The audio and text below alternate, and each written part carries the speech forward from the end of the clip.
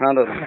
तू काय तुझ्या शेतातलं गडी समजायलाच का मला? बरे नाही अहो दादा, माझं काम आहे म्हणून मी उलट तुमच्याकडं फोन केला आहे. कशा समजायलाच मला? नाही नाही, समजायचं काहीच नाही. मी उलट म्हणलं तुम्ही काहीतरी यातनं मार्ग काढाल म्हणून फोन केला. माझा काय संबंध आहे?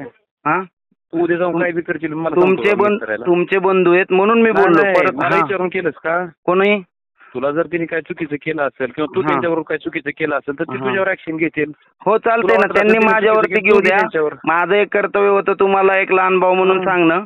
पण तुम्ही म्हणत तुमचा संबंध मी म्हणत नाही याच्यात. किती छान आहेस ती मला माहिती आहे ना. बरं ठीक आहे, ओके. तू किती छान आहेस ती मला माहित नाही का? हॅलो. हा दादा. तू किती छान आहेस ती माहित नाही का मला? दादा आता बोलण्यात हे नाहीये. मी तुम्हाला म्हणलं तुम्हाला सांगणं.